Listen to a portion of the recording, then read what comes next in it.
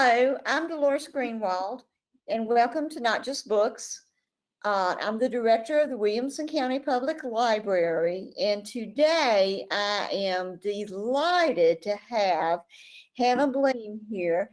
Hannah is our External Affairs Officer with Williamson County Emergency Management Agency. And I have to say this before I hand it over to Hannah. I sat in on meetings that the emergency management group put together weekly and they started probably right at a year ago. And and I tell you, I wish every resident of Williamson County could sit in on these meetings. You would be so proud and amazed at what this team would do. And I have asked Hannah to come in because I wanted her to talk about the new vaccine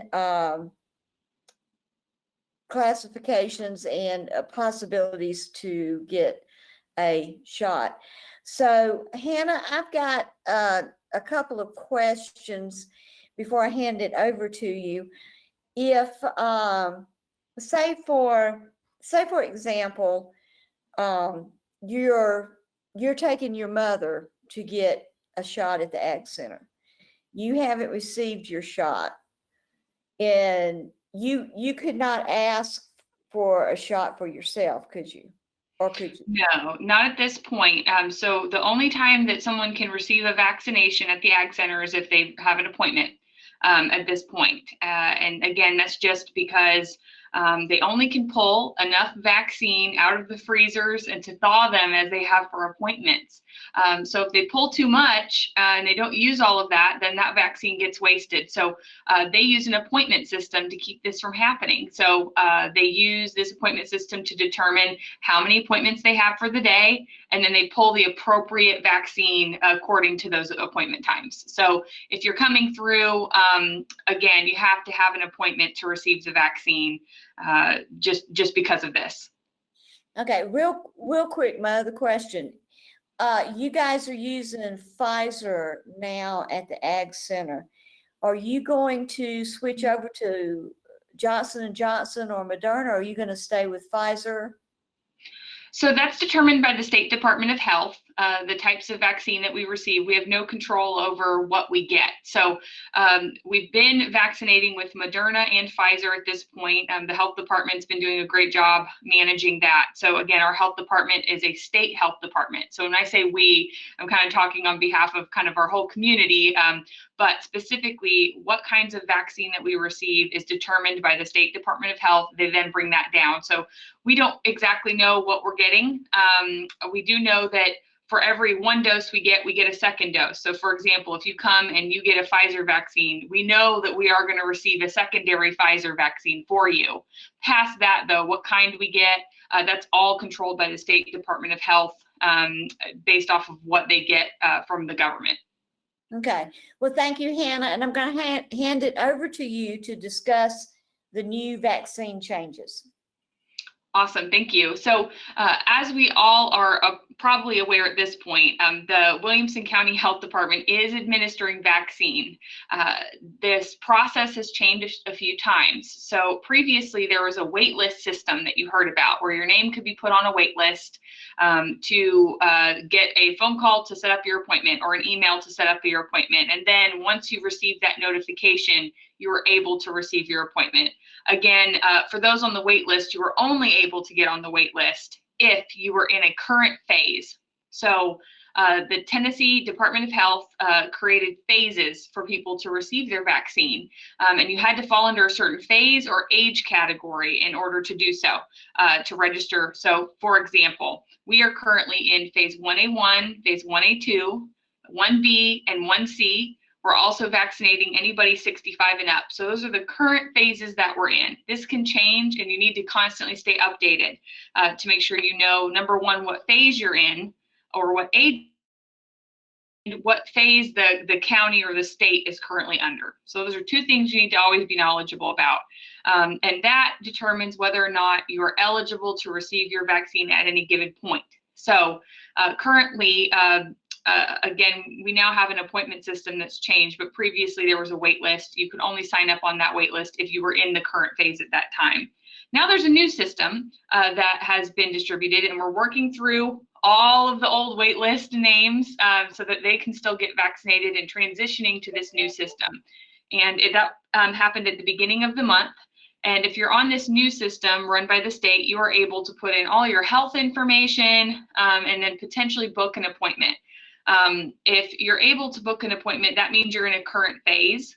And you'll continue to check back to see if there's more appointment availability if necessary. If, let's just say, you go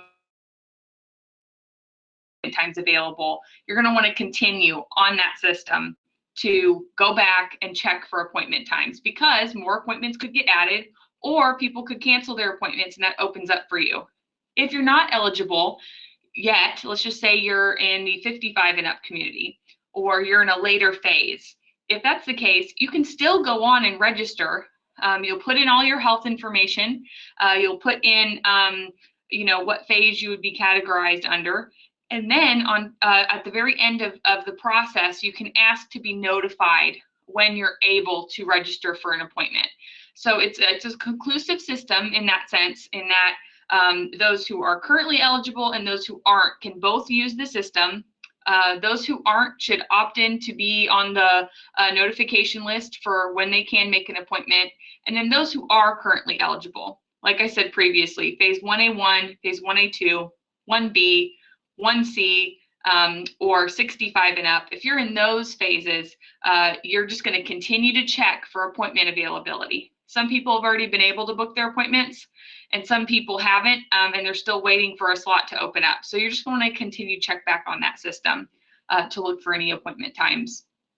In terms of second doses, you're going to be able to book your second dose on that same platform. So once you've received it and you showed up for your appointment, you're just going to go back to that same exact platform and book your second dose appointment. Again, it should be the same vaccine that you receive in your first one. And now you are able to receive your second dose in a different county than you received your first.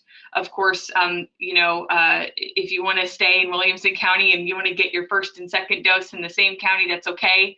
But you are able to book your second dose in a different county if necessary within the state of Tennessee. So that's really the gist of the system. And again, I can show you guys kind of what that page looks like if I'm able to share that with you all. Okay, so this is our website, and this is where you'd find this information. So I'm going to take everybody kind of the easy route. This is our new vaccine information. You're going to click that, and you'll see this big blue button that says vaccine registration. You can see the current phases that we're in, like I said earlier, and some instructions.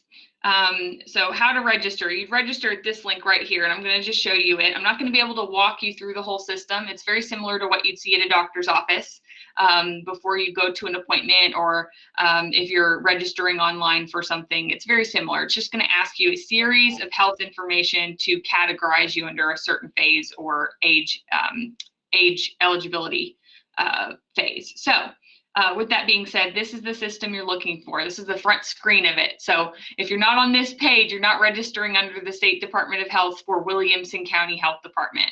Of course, there's other alternatives for you to receive the vaccine in private sector. So that's one thing I want to highlight as well.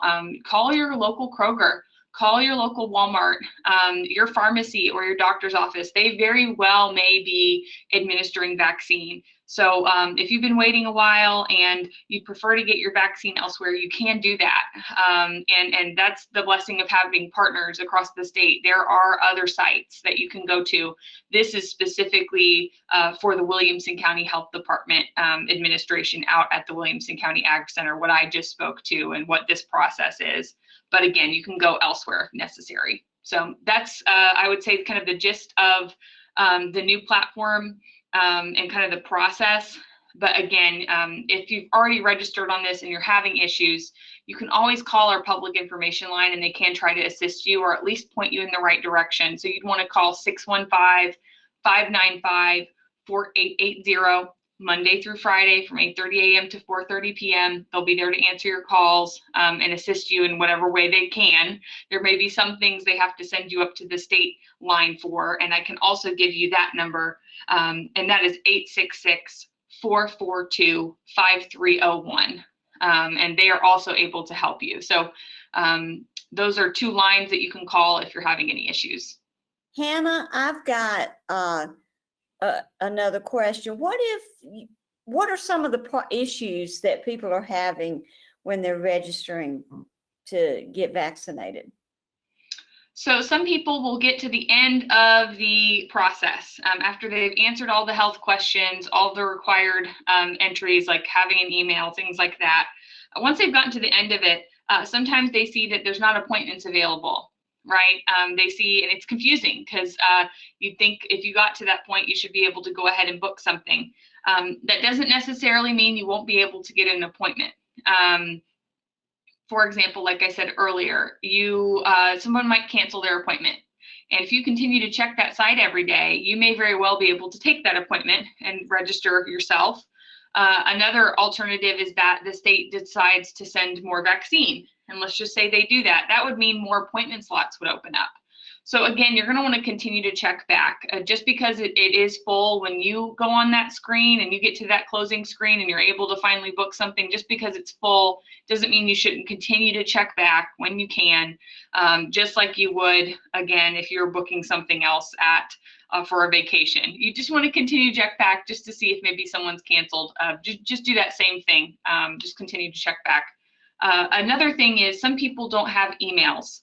And when someone doesn't have an email, it can make it difficult for them to book an appointment because that's required so that the state can notify you and remind you of your appointment. If you're having issues with that, let's just say you don't have an email, we recommend calling that state public information line and they can assist you. Again, that's 866-442-5301, and they can help you book your appointment without the email. Again, it's preferred that you have one. So maybe you need to use a spouse's email or a family friend, just so you can go through that, but maybe have them assist you in that. So that way, if you get a notification on there, they can see that and know to check their email for you if you need assistance. But again, call that state line. They can assist with this as well. Hannah, if I register, you were talking about previous platforms. You might mention a little bit more about that. If I registered through your first platform, do I need to do it again, or what's the situation there? So if you did, we are continuing to work through that previous platform. So that previous platform, you entered your name, you were on a wait list. You should have received a notification by now, either by email or by phone call, to book an appointment. If you haven't gotten either of those and you had signed up on the Sign Up Genius platform previous to this system that I just showed on the screen, then you're going to want to call the public information line for Williamson County because that means you were eligible quite some time ago. And again, sometimes there can be glitches in systems. Sometimes notifications don't go through appropriately and it could be in your spam email and you didn't see it. All these things could happen. It's just a part of the process. So call our public information line at 615-595-4880, and our folks can assist you in getting an appointment scheduled due to system error. It's just a part of that. But again, if you did, and we're asking for individuals to be honest, if you actually did sign up on that wait list process through Sign Up Genius and you haven't gotten anything, you haven't heard anything from the state or from Williamson County Health Department, give us a call. Okay. Anything else that you think might be of interest to the viewers of this? Yeah, so I think having context is important. We see a lot of things on TV. We see a lot of things happening nationally. We see other states doing things a little differently, right? And it can add some confusion to why our process is the way it is, or where you can get a vaccine versus where you can't, or again, all these things are just swirling around because every process is a little different across the nation. And on top of that, we're hearing things on the news like how much vaccine the state is receiving, and it can make it confusing because we would think that we would have tons of appointments opening up and all of these things, right? Your brain can just absorb all this information. It's really hard to really ground it to how does this impact Williamson County? How does this whole process happening at a federal level impact us? So again, just remember, we have a state health department. They're run through the state, and we locally support them. So for example, our site is out at the Williamson County Agricultural Center on Long Lane. We administer vaccine out there, and that was through a partnership, right? The reason they got to relocate and be out at a drive-through testing site is because of the partnerships that we have in here in Williamson County. But that doesn't necessarily mean that we have full control over how much vaccine we get from the state, what type of vaccine we receive. All of these things are managed at a state level. So again, even though the state might be receiving more vaccine, we get a percentage of that. And based off of that percentage, we have to allocate that to first doses and second doses here in Williamson County. So that splits up who those vaccines go to even more. And then on top of that, we're now seeing private partners being added into the health department's list of vaccine administrators. So the vaccine is going to be more widespread. And when you see something on TV or you see a change, that doesn't always necessarily mean it impacts us. And then secondly, it can also mean that it does, and that you just need to stay tuned in. Make sure you're plugging into your local health department information, because not everything that happens across the state is going to impact Williamson County, and vice versa. So we have a website for this purpose. It's for you to stay informed about the Williamson County process, and that's williamsonready.org. Again, at the top of the page, like you saw earlier, you can click new vaccine information, and if the process has changed at all, that's the page you're going to want to go to. The State Department of Health also has a website for vaccinations. Again, just keep in mind, if anything logistically changes at the Ag Center, you're going to want to get that information on a local level. So just make sure you're plugged into two things: the State Health Department and Williamson County information. And you can do that through our website or our social media platforms. You can find us on Facebook or on Twitter. So that's Williamson County Emergency Management Agency.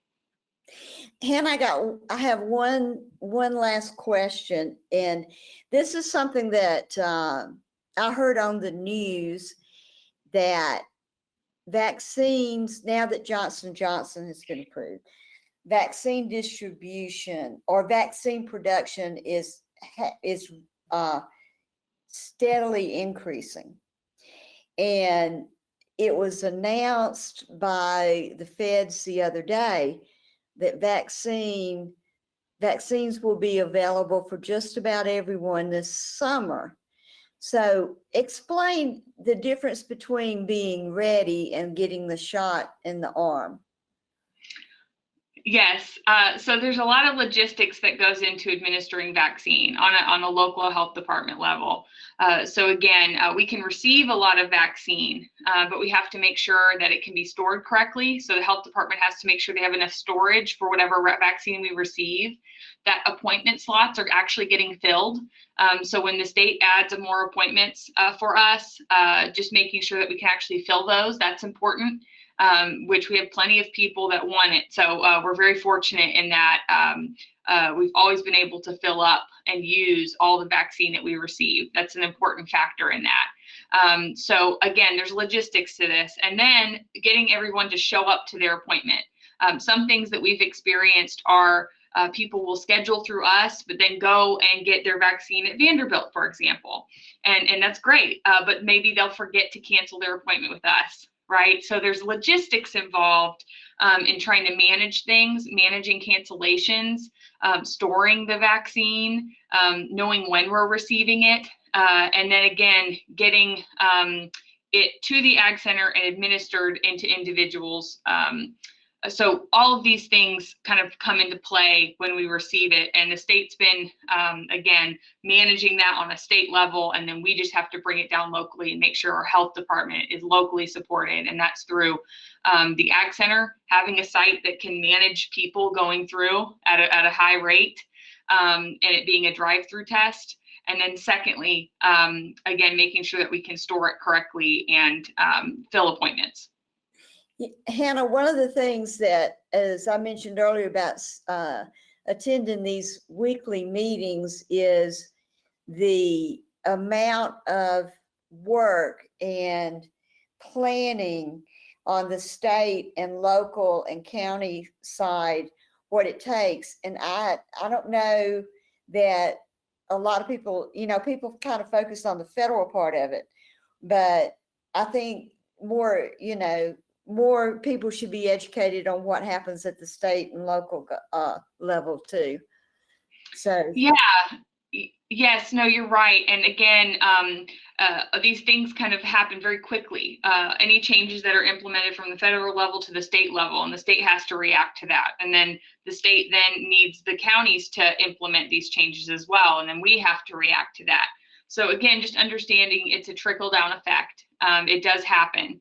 And if the state needs to adjust, that likely means the county will have to adjust.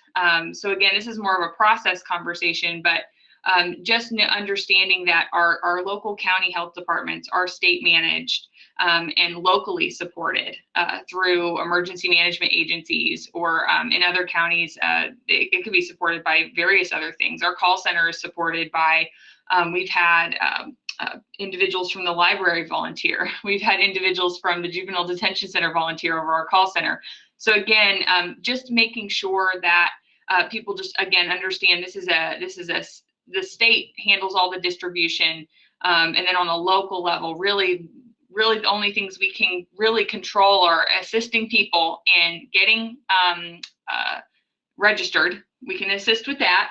And then assisting people in making sure that they know where and when to show up for their appointment. And then when they are there, making sure that we're assisting in that process and making sure there's a good traffic flow, that our roads aren't getting backed up with traffic due to at the vaccination site, making sure that our health department is supported and fed and are able to move people through quickly, and then implementing any new processes that come down from the state. So for example, this new system that got implemented, that impacts operation at the testing site. They now have to know how to navigate this new system as well. And so making sure they are able to be trained and can implement these things in a quick manner. We assist with those things, but again, mostly vaccine distribution is managed by the state.